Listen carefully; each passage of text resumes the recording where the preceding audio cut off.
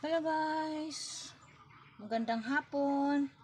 Dito ako ngayon sa aking garden, alugbati. Hindi siya masyadong mataba.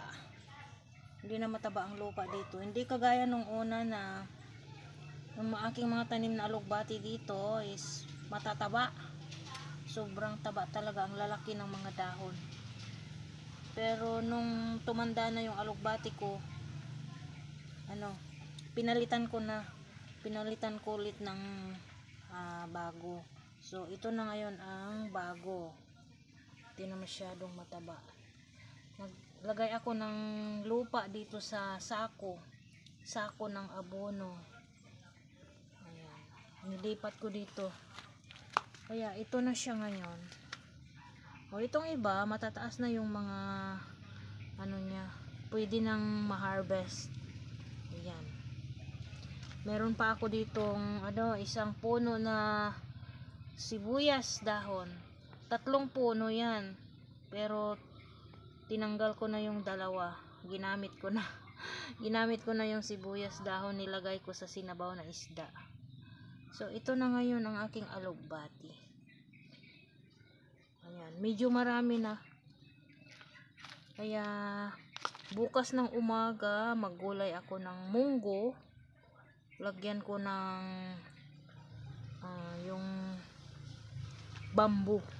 bamboo na gulay, yung dabong, kumbaga dabong kawayan. Munggo, lagyan ko ng alugbati at yung bamboo, yung ayan, dabong. Mag-harvest ako ng alugbati bukas. Guys, marami na. Yan, marami ng udlot. Ang gaganda ng mga udlot niya. Yan, yun, kukunin ko na ito bukas para ilagay ko sa aking gulay na munggo.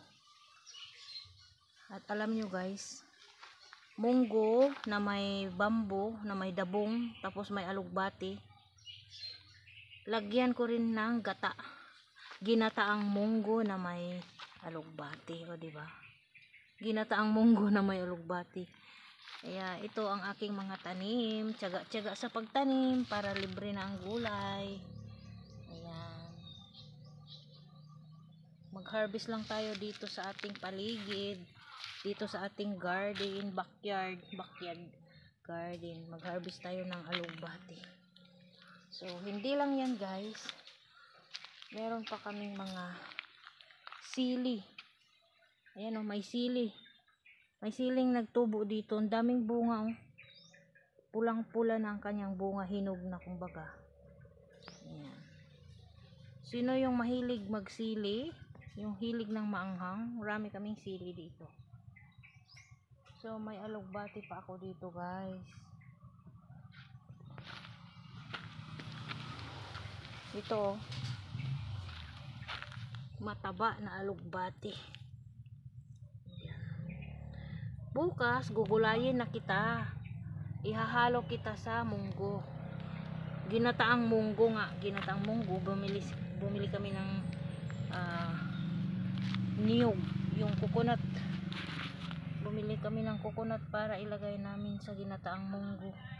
I-harvest na kita bukas.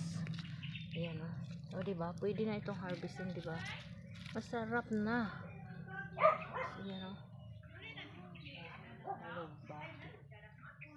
So ito lang ang ating update sa ngayon guys. Maraming salamat sa inyong panonood. Please like, share and subscribe. God bless sa ating lahat.